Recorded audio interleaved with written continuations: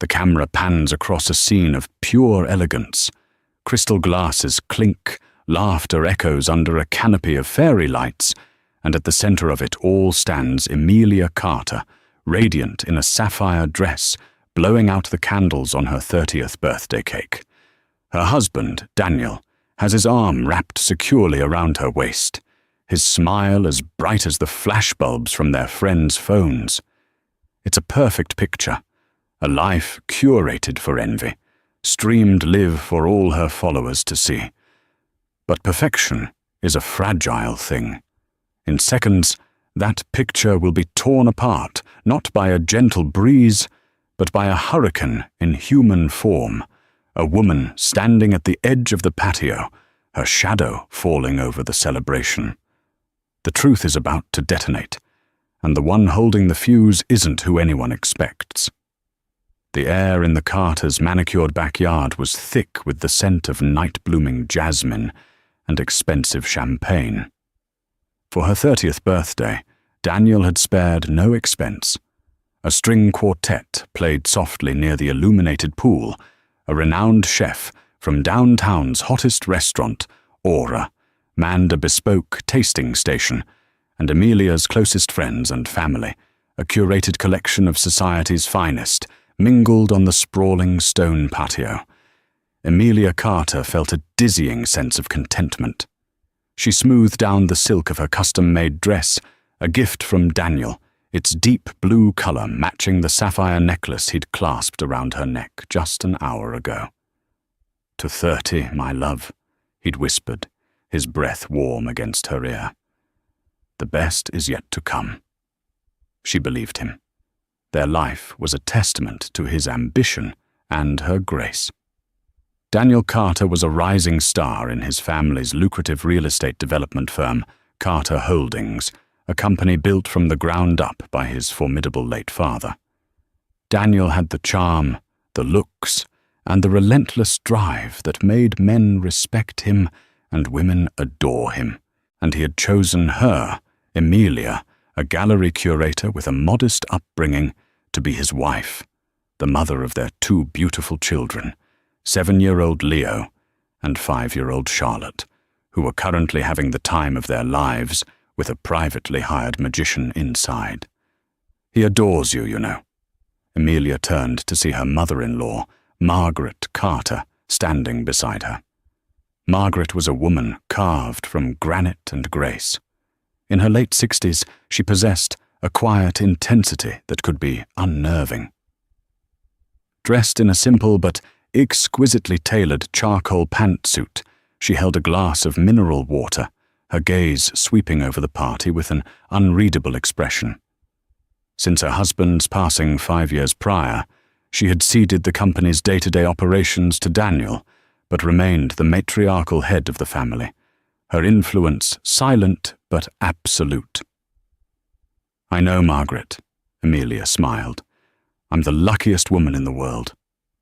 Margaret's eyes, a pale, piercing blue, settled on Daniel, who was across the patio laughing with a city councilman. He pulled out his phone, his thumb swiping quickly across the screen before he pocketed it, his smile never faltering. Margaret's gaze lingered for a moment longer than comfortable. "Luck is a fickle thing, dear," she said, her voice low. "It's stability and honesty that build a life." Before Emilia could decipher the cryptic remark, her best friend Sarah bounced over, phone in hand. Sarah was a successful lifestyle influencer, and her nearly 1 million followers were currently getting a front-row seat to the festivities. "Em, you look stunning. The stream is going crazy. Everyone is saying knocked our couple goals and Hochter Carter's birthday bash," Sarah gushed, flipping the phone to show Emilia the flood of comments. "We're live. Say hi to the world." Emilia laughed, waving at the tiny lens. "Thank you all for the birthday wishes. I feel so blessed." Daniel strode over, seamlessly rejoining the group. He kissed Emilia's temple, a perfect performance for the camera. "Anything for my queen," he said, his voice smooth as velvet. He glanced at Sarah's phone. "Keep it rolling, Sarah. a night this perfect deserves to be remembered. It was at that precise moment, as Daniel's words hung in the perfumed air, that the perfection shattered. A voice, sharp and cold, cut through the music and laughter from the edge of the patio. Remembered? Oh, I guarantee, Daniel. No one will ever forget tonight. All heads turned. Standing there, framed by the grand archway leading from the side garden, was a woman. She was young, perhaps in her mid-20s, with fiery red hair and a defiant set to her jaw. She wore a simple black dress that did little to conceal the pronounced swell of her stomach. She was heavily pregnant. The string quartet faltered, a violin screeching into the sudden, deafening silence. The guests froze, champagne glasses hovering midway to their lips. Sarah's hand, holding the phone, remained steady, the live stream capturing every unfolding second.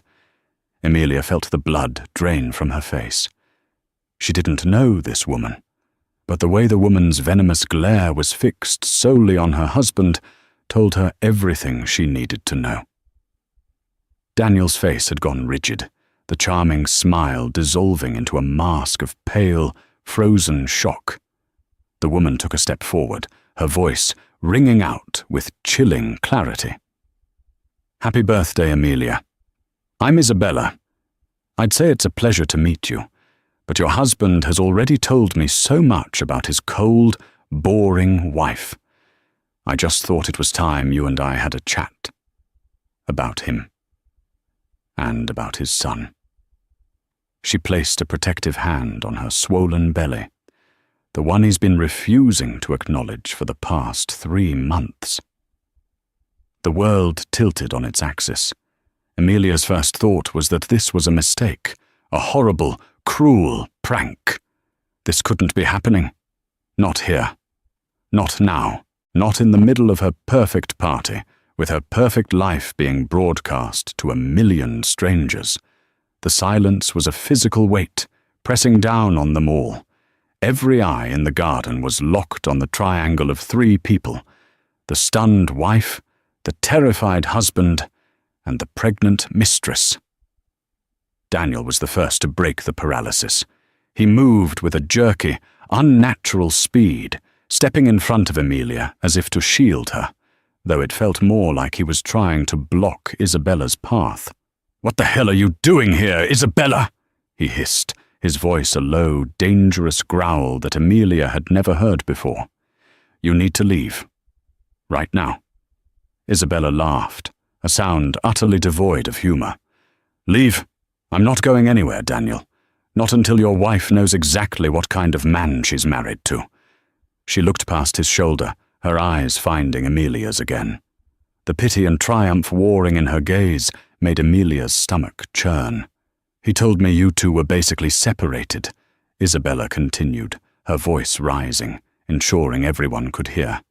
"That you lived separate lives under the same roof for the sake of the children. He said your marriage was a business arrangement, a cold, loveless sham."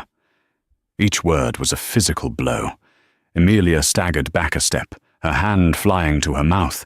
She felt Margaret's hand, firm and steady, on her elbow, holding her up. The city councilman Daniel had been schmoozing with was now backing away slowly, his face a mask of horrified fascination. Sarah, ever the influencer, had slowly lowered her phone, but the red light indicating it was still recording was blinking, a malevolent eye capturing the demolition of Amelia's life in high definition. The comment feed, Amelia knew, would be a waterfall of shock and speculation. "That's a lie," Daniel finally roared, his composure cracking completely. "This woman is delusional. I barely know her. She's a stalker. She's been harassing me for months." He turned to the stunned guests. "I'm so sorry, everyone. This is a private security matter. She's unwell." Isabella's expression hardened into something formidable. "Unwell? Is that what you call it?" She reached into her purse and pulled out her phone. With a few taps, she held it up. The screen showed a photo. It was Daniel, shirtless and smiling, asleep in a bed that wasn't their own. The distinctive pattern of the headboard, a custom design from a boutique hotel they'd once considered for a weekend getaway, was unmistakable. A collective gasp rippled through the crowd. "I have hundreds of these," Isabella said, her voice dropping to a deadly calm. "Texts, voicemails, the reservation confirmations for our trips to Napa and Lake Como. Trips you told your wife were business conferences." Amelia felt the air leave her lungs. Napa, Lake Como. The long weekends he'd been so sorry to miss family events for. The expensive gifts he'd brought back for her and the children. Guilt offerings she'd been too blind to recognize. "He told me he was going to leave you after the holidays," Isabella pressed on, her eyes welling with tears that seemed genuine. "He said he was just waiting for the right time. He helped me pick out a name for our son, for Noah." The name hung in the air, an invisible, weighty thing. Noah. Daniel lunged for Isabella's phone, but she was too quick, snatching it back. "Don't you touch me!" she shrieked. The chaos was absolute. Guests were murmuring, pulling out their own phones to record. The string quartet had packed their instruments and were trying to discreetly flee the scene.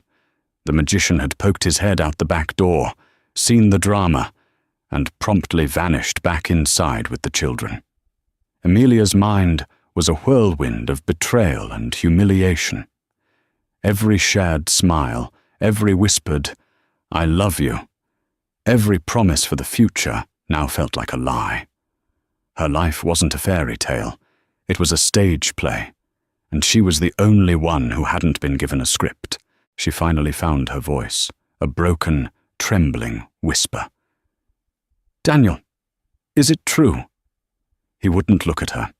His eyes were wild, darting between Isabella and the shocked faces of his friends and colleagues. His entire world, his carefully constructed reputation, was imploding live on the internet. "Of course it's not true, baby," he said, his voice pleading, desperate. "She's lying. She doctored those pictures. She's trying to extort me. We'll call the police. We'll get a restraining order." But his denial was hollow. The panic in his eyes was the truth.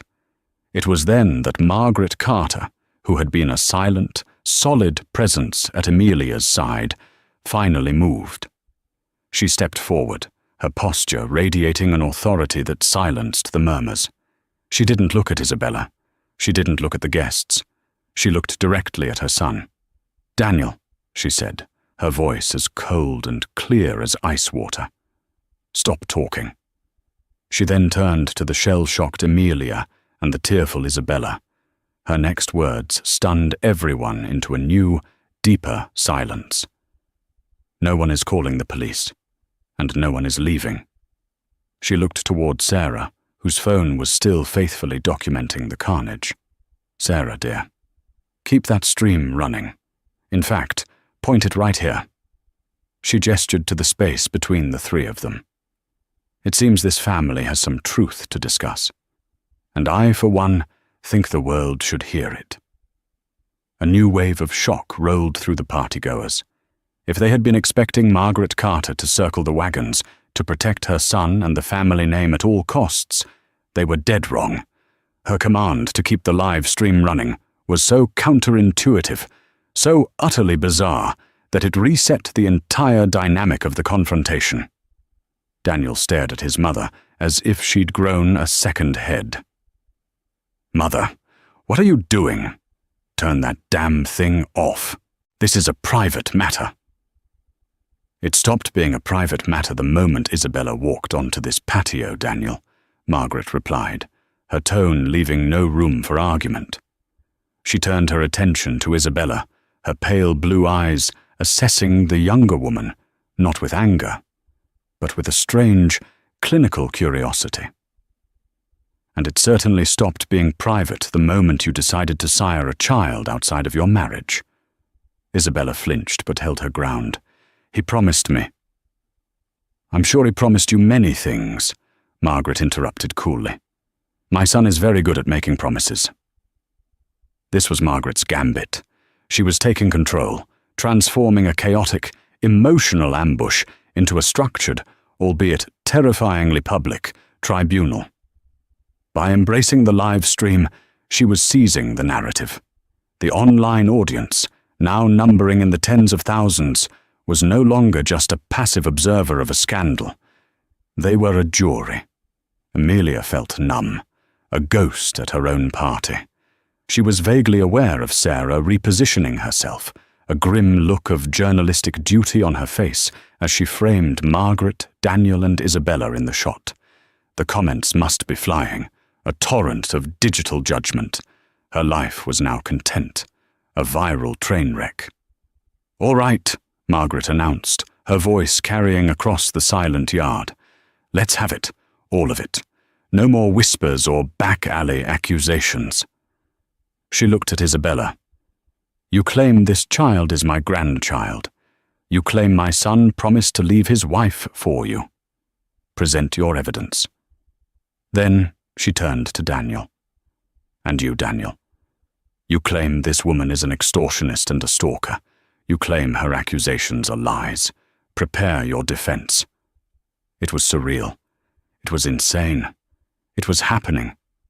Daniel, looking cornered and desperate, began to bluster. "This is ridiculous.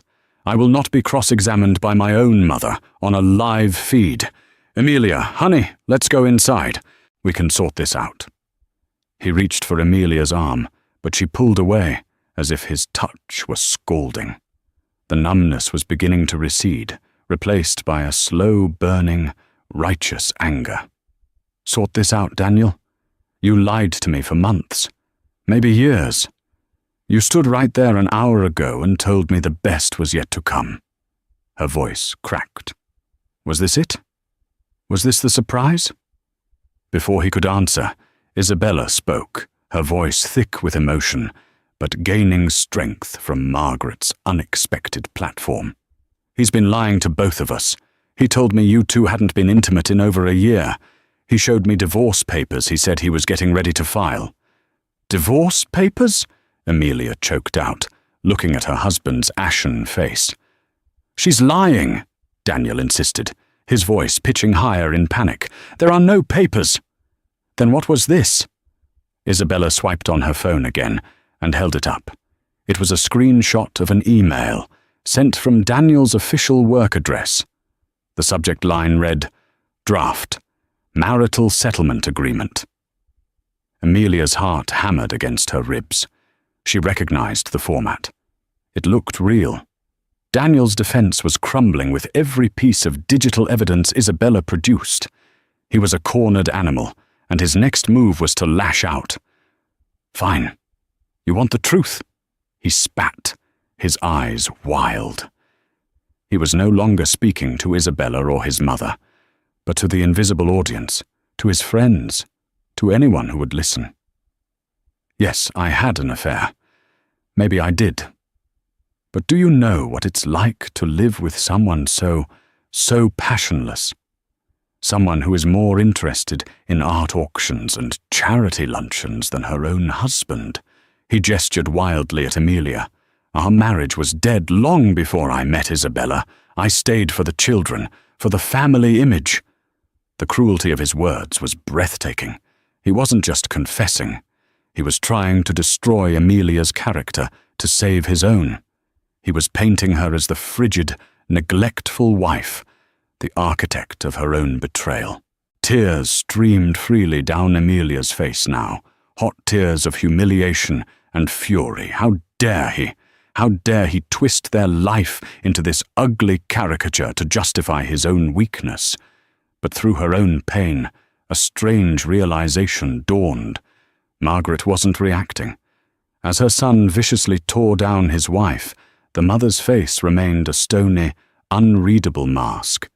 She wasn't defending Amelia. She wasn't chastising Daniel. She was simply watching.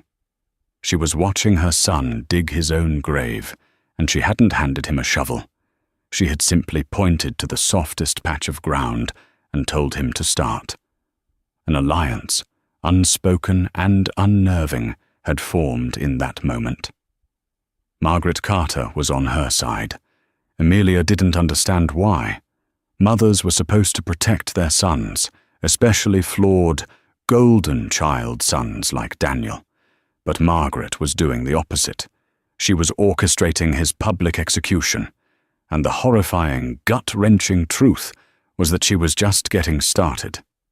With the spotlight firmly on him and his initial denials shattered, Daniel Carter shifted tactics. The cornered animal became a performer. If he was going down, he was going to try and salvage some semblance of sympathy, to recast himself not as the villain, but as a tragic, misunderstood man.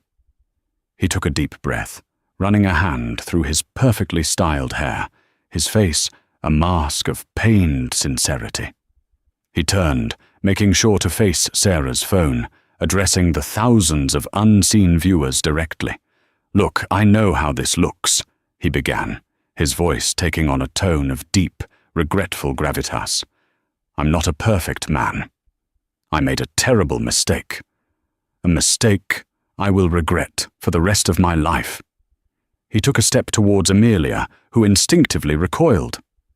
"Amelia," he said, his voice dropping to an intimate whisper, loud enough for the phone's microphone to catch. "I was lost. The pressure of the business since Dad died.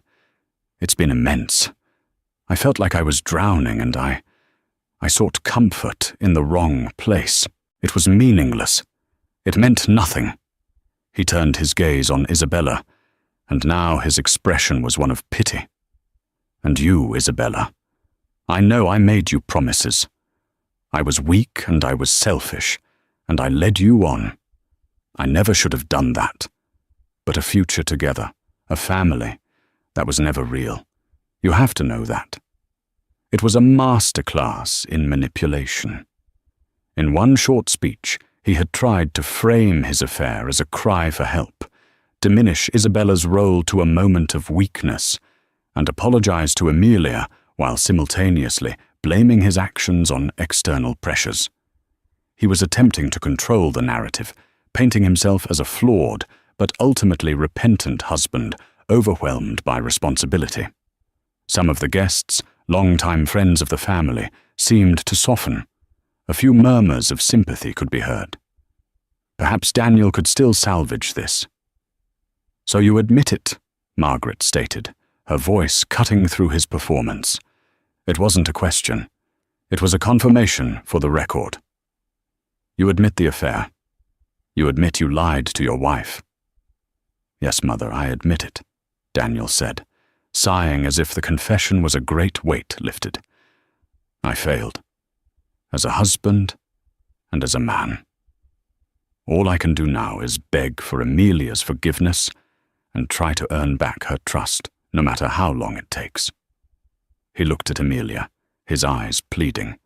"Please, Em, don't let this one mistake destroy everything we've built."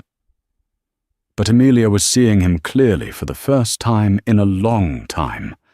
The charming, confident man she had married was gone. In his place was a stranger, a desperate, pathetic liar who was more concerned with public relations than the gaping wound he had torn in their family. The word that came to mind wasn't forgiveness. It was contempt. Isabella, however, was not moved by his performance. She had been promised a future, and she was watching it dissolve on a live stream. "One mistake?" she cried out, her voice sharp with disbelief. "We were together for over a year, Daniel. A year. You told me you loved me. You had me quit my job. You paid the deposit on an apartment for me and the baby, an apartment you said we would live in until the divorce was final." This was new information. A paid apartment. A year-long affair. The bricks of Daniel's defense were being pulled out one by one. "The apartment was a mistake," Daniel said quickly, waving a dismissive hand. "I was trying to help you out. I felt guilty. It wasn't a promise of a future. And the money, Isabella shot back. What about the wire transfers? The tens of thousands of dollars you sent to my account over the last 6 months? Was that just you helping me out, too? Daniel's face went white. This was a detail he clearly hadn't expected her to reveal. Financial transactions were harder to explain away than sweet nothings whispered in the dark. That was a loan, he stammered, his composure beginning to fray again. You were having financial difficulties. I was helping a friend. A friend you were sleeping with, and who is carrying your child, Isabella scoffed. From the edge of the scene, Margaret Carter watched the exchange with the unnerving calm of a chess master watching her opponent walk into a trap she'd set 10 moves earlier. She let Daniel flail, let him twist and turn, offering explanations that grew more convoluted and less believable with every sentence. He was claiming to be a pillar of responsibility, crushed by the weight of his father's legacy, while simultaneously admitting to funding a secret life. He was claiming his affair was a meaningless escape, while Isabella was providing a detailed timeline and a financial paper trail. Emilia watched him, and the last vestiges of love in her heart turned to ash. The man she thought she knew would have owned his mistakes with integrity. This man, this stranger, was flinging mud in every direction, trying to dirty everyone else so he would look cleaner by comparison. He had attacked her character, then tried to paint Isabella as a gold-digging charity case. He had used his dead father's memory as an excuse. His desperate defense wasn't a plea for forgiveness. It was an act of profound cowardice. And as he stood there, sweating under the soft glow of the party lights, Emilia saw the cracks, not just in his story, but in the very foundation of the man himself. He wasn't the strong, capable leader everyone thought he was. He was weak. And she suspected, with a sudden, chilling certainty, that this affair was just the beginning of his deceptions. Margaret must have seen it too. She finally took a step forward, drawing the focus back to her. "Isabella?" she said, her voice even. "You mention large sums of money. Do you have records of these transactions?" Isabella nodded numbly, pulling up her mobile banking app. "Yes. Monthly transfers, always from a personal account, not his main one." Margaret looked at her son. His face was a mask of pure panic. "Daniel," she said, and the temperature in the garden seemed to drop 10 degrees. "Perhaps now is a good time to talk about your personal accounts, specifically the one you opened 6 months ago in the Cayman Islands." The entire party and the tens of thousands watching online went utterly, completely silent. This was no longer just about an affair.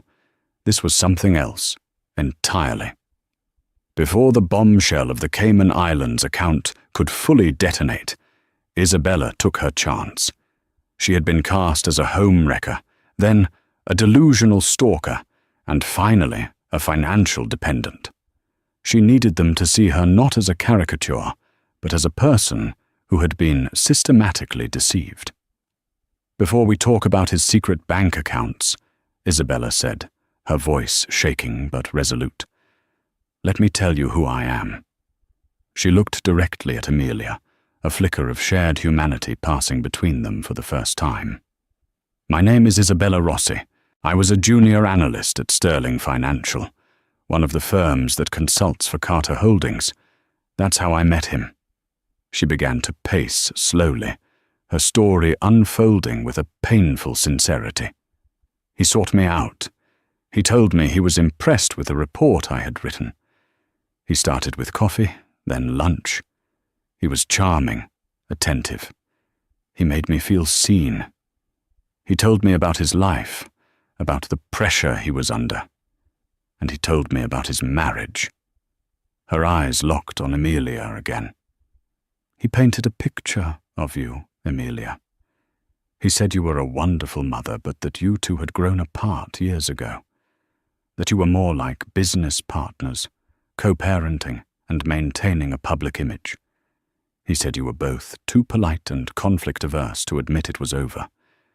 He made it sound so tragic and believable. Emilia felt a sickening lurch. Daniel had used the truth of their busy, sometimes disconnected, lives and twisted it into a weapon against them both.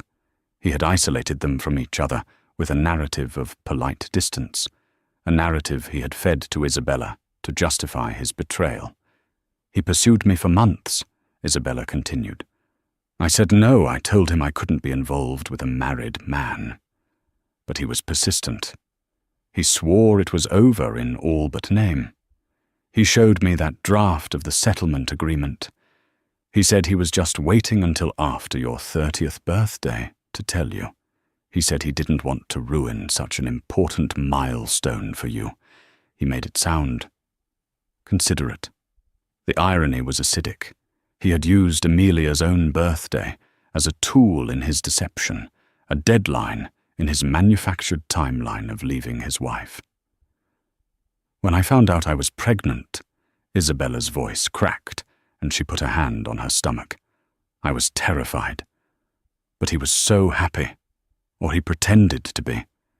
He said it was a sign that we were meant to start a new life together. He helped me find the apartment.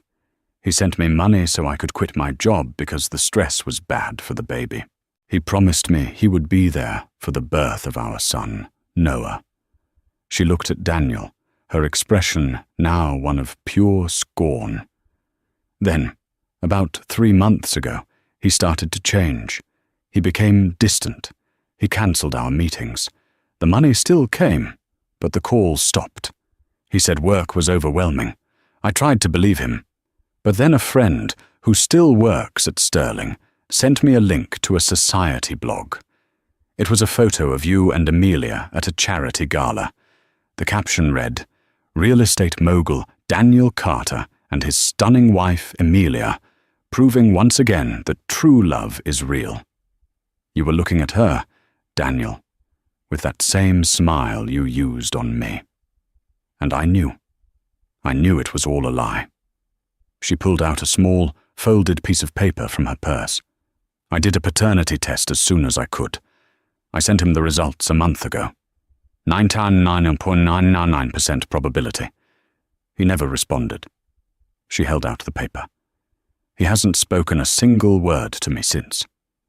Her story was complete, detailed, and devastatingly plausible. She wasn't a predator. She was a victim of a practiced predator.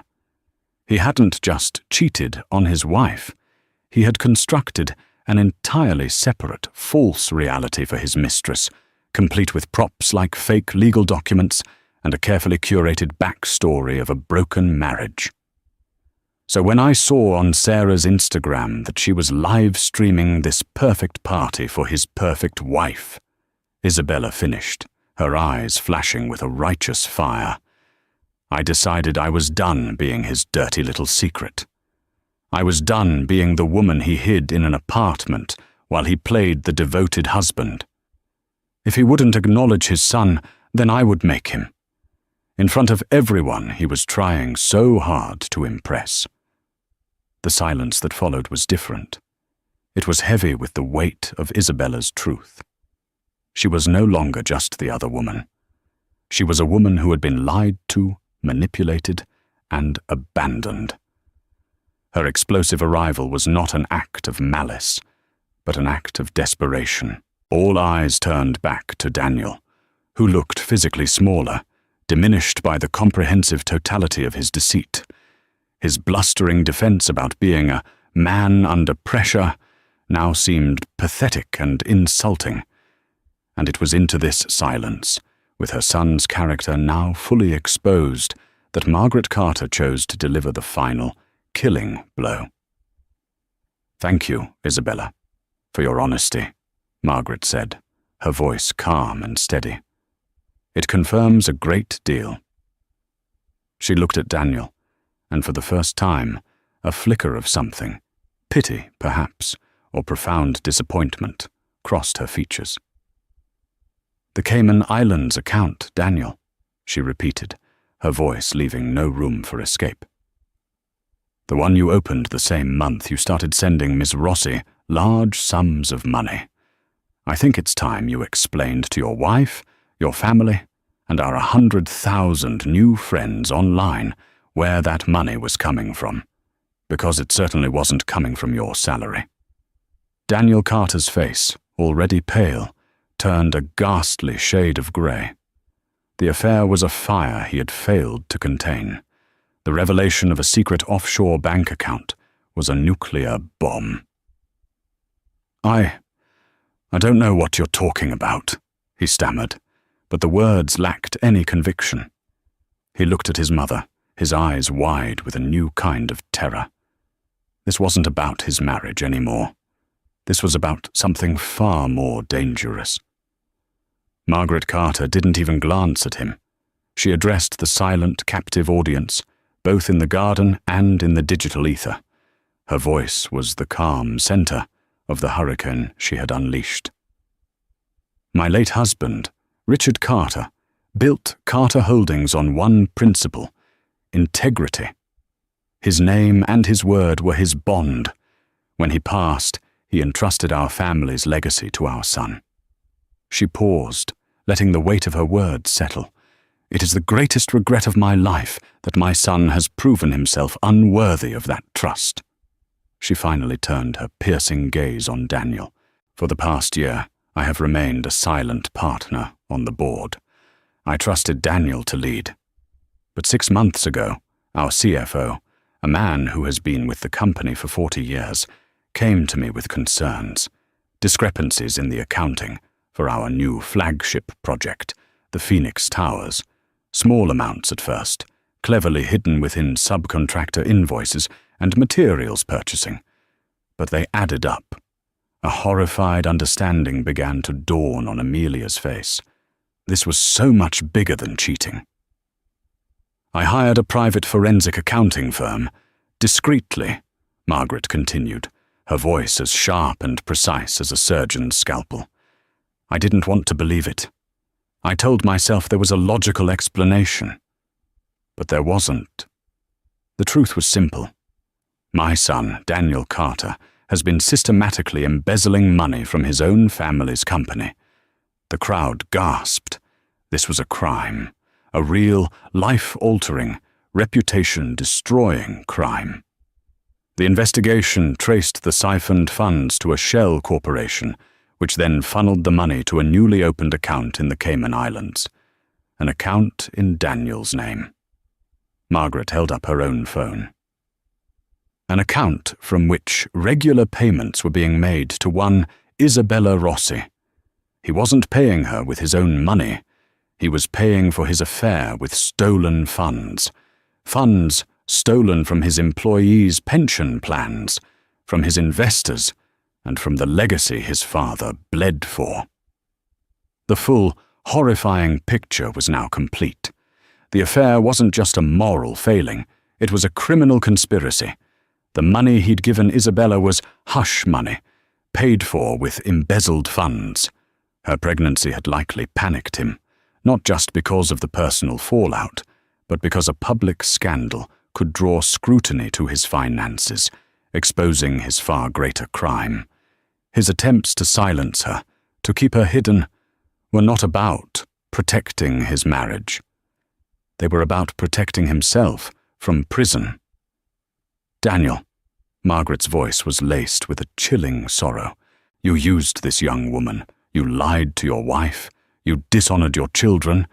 And you spat on your father's grave. All for what?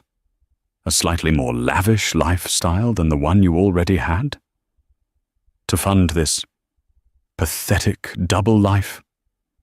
Daniel was hyperventilating now, looking around wildly for an escape that didn't exist. Mother, no. Please. We can fix this. Internally. We don't have to. Fix this. Margaret's voice rose for the first time, ringing with a righteous fury that made everyone flinch. You have exposed this family to financial ruin and public disgrace. You have committed felonies, Daniel. Did you think I would help you cover this up? That I would choose my criminal son over the honorable company your father built?" She took a deep breath, her composure returning.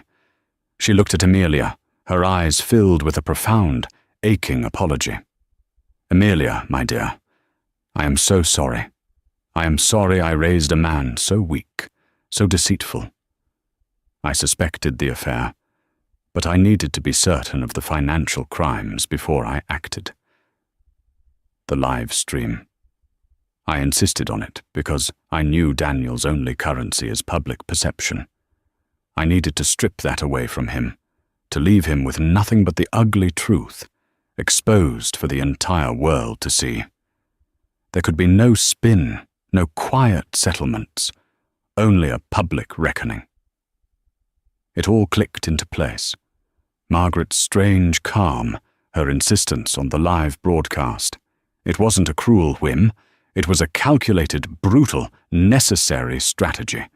She had used Isabella's personal tragedy as the catalyst to expose Daniel's professional treachery, knowing it was the only way to ensure he couldn't talk his way out of it. She had sacrificed her son's reputation to save the family's legacy. She looked past the cameras, past her guests, to the front gate of their property. As if on cue, the distant blue and red lights of police cars could be seen flashing, growing brighter as they approached the house. The forensic accountant's full report was sent to the district attorney an hour ago, Margaret announced to the silent yard. "And I believe they are arriving now to ask you some questions, Daniel."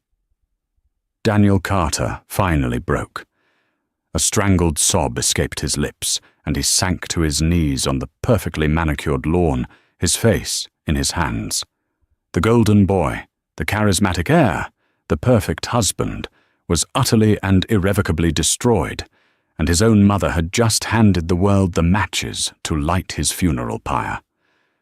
The arrival of the police turned the surreal spectacle into a grim reality.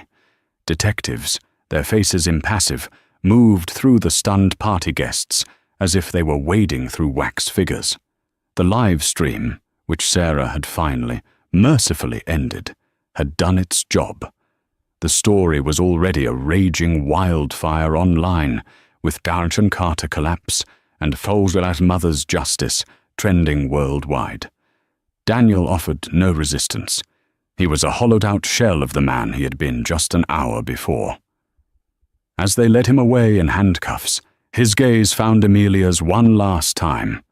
There was no anger, no apology, just a vast, empty landscape of defeat.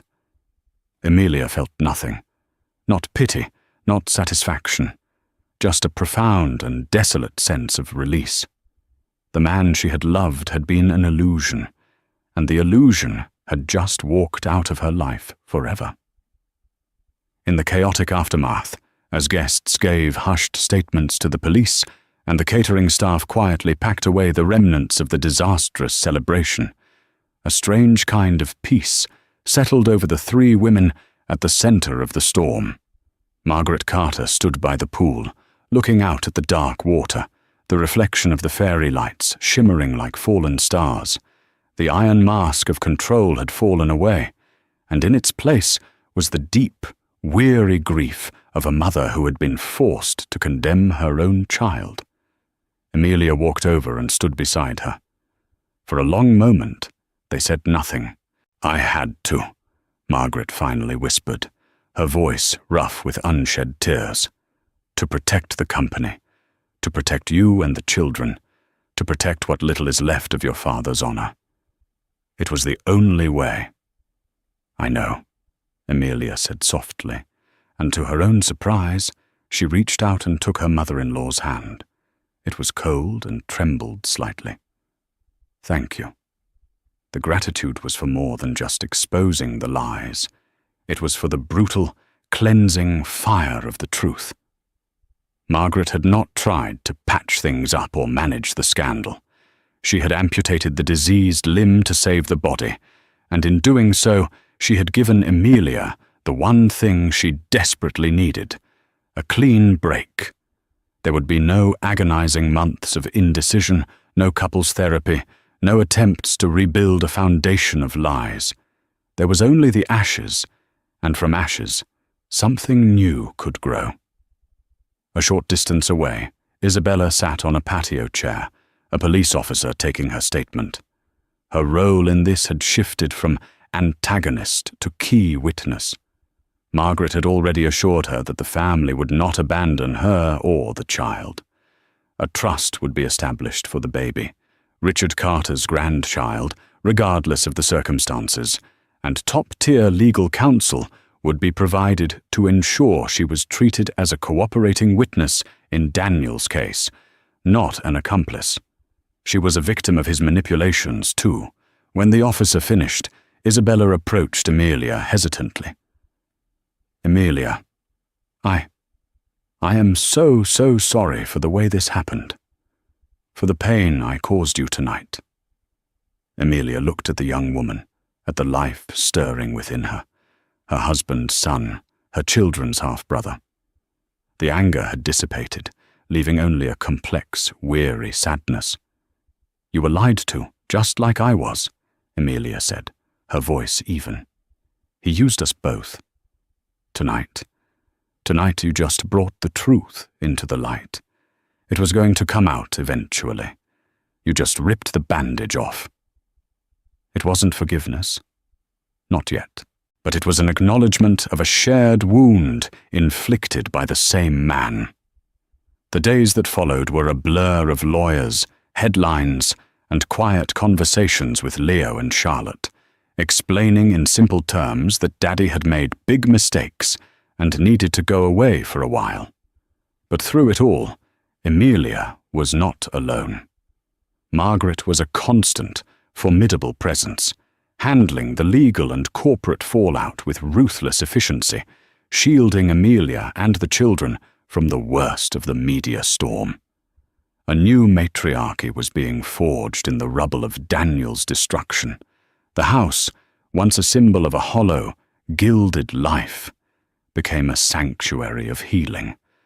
The two women, the wife and the mother, once connected only by their love for a man who had betrayed them both, were now bound by a fierce, mutual respect and a shared determination to build a new future for the Carter family, one based not on charm and appearances, but on the unshakable bedrock of integrity and truth. The party was over, but for Amelia Carter, a new, more authentic life was just beginning. The weeks following what the media had dubbed the birthday party massacre were a masterclass in controlled demolition. Under Margaret Carter's iron-willed guidance, the narrative was swiftly and brutally reshaped. Carter Holdings issued a statement, penned by Margaret herself, expressing profound regret and announcing an immediate, transparent internal audit. She made no excuses for her son. Instead, she positioned the company as his first and most significant victim, vowing to restore its integrity. She was not a mother defending her child. She was a stateswoman saving her nation. Inside the sprawling house, the fairy lights and champagne flutes were gone, replaced by the quiet, purposeful hum of lawyers and accountants. Amelia found herself moving through the familiar rooms, as if in a dream. This home, once her pride and joy, now felt like an elaborate stage set for a play whose lead actor had been abruptly written out. Her first act of reclamation was to pack Daniel's closet. She meticulously folded his expensive suits, boxed up his watches, and stripped the shelves of his custom-made shoes, her movements methodical and devoid of emotion. It wasn't an act of anger, but of sanitation. She was cleansing her space. Leo, ever observant, stood in the doorway of the master bedroom, watching her. "Is Daddy ever coming back from his time out?"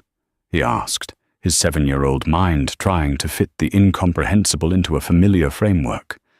Amelia knelt down, pulling him into a hug that was as much for her as it was for him. Daddy made some very big, adult mistakes, sweetie, she said, choosing her words with care. He hurt people, and he broke some important rules, so he has to stay away for a long time to fix them. But Grandma and I are here, and we are not going anywhere. It was a promise she intended to keep with every fibre of her being.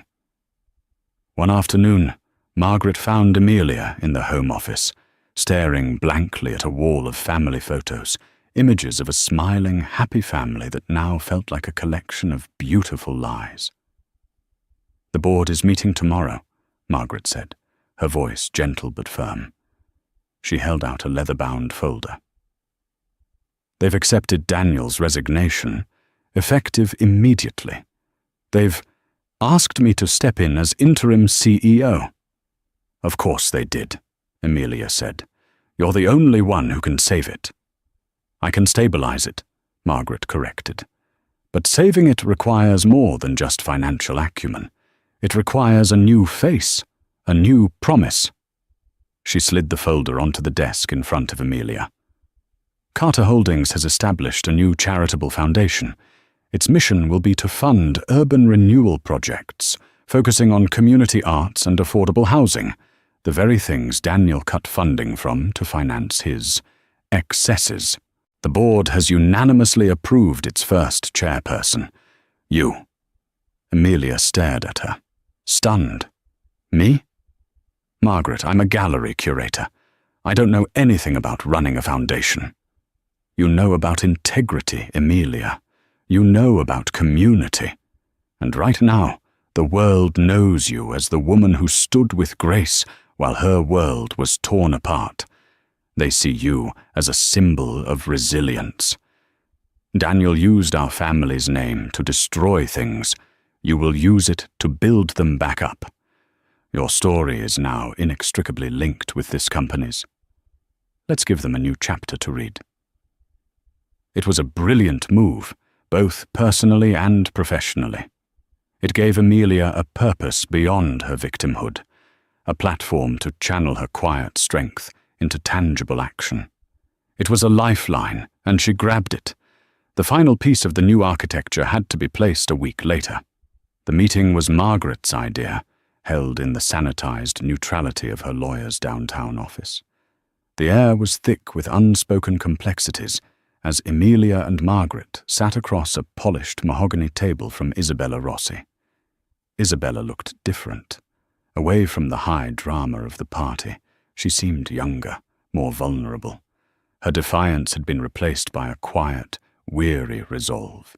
Margaret got straight to the point, outlining the legal and financial arrangements. A trust, funded personally by Margaret, had been created for the child, who would be legally recognized as a Carter. It would cover all expenses for his health, welfare, and education through university. It was meticulously detailed, generous, and completely unconditional. "My grandson will want for nothing," Margaret stated, her tone leaving no room for negotiation. "But he will also not be used as leverage by anyone, ever. His privacy and yours will be paramount." Isabella listened, nodding slowly. When Margaret was finished, she looked not at the matriarch, but at Amelia. "Thank you," she said, her voice soft. "I never wanted any of this. The money. Daniel made it feel like I was being bought. Silenced. This feels different. This is for my son." She took a deep breath. "I'm planning to move back home to Oregon to be with my family before the baby comes. Noah, he deserves a life far away from this scandal." Amelia felt a knot in her chest loosen. For weeks, the idea of this child had been an abstraction, a symbol of Daniel's ultimate betrayal. But seeing Isabella, hearing the name Noah spoken with a mother's love, shifted something inside her. This child was innocent. He was her children's brother. "When he's older," Amelia found herself saying, the words surprising even her. "When he's old enough to understand, I want him to know who his siblings are. and I want Leo and Charlotte to know him. Whatever happened between his father and me, it's not the children's burden to carry." A tear escaped Isabella's eye and slid down her cheek. It was a moment of profound, unexpected grace. In that room, the three women, once locked in a triangle of betrayal, made a silent pact.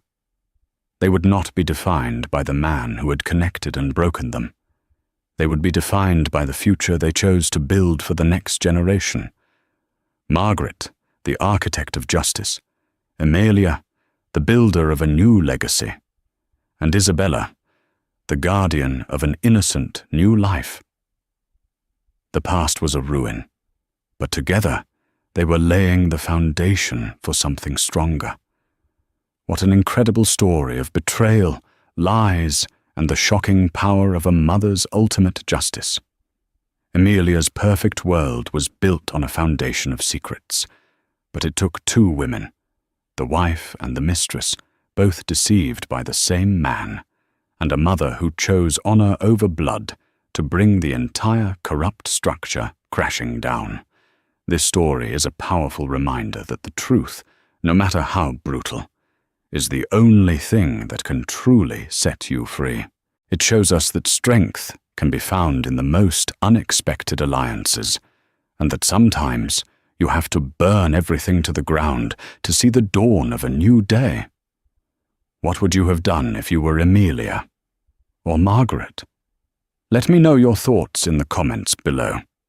If this story of drama and unbelievable twists kept you on the edge of your seat, please show your support by hitting that like button. Share this video with someone who loves a story where justice is served in the most spectacular way. And most importantly, make sure you subscribe and turn on notifications so you don't miss our next real-life drama. Thank you for listening.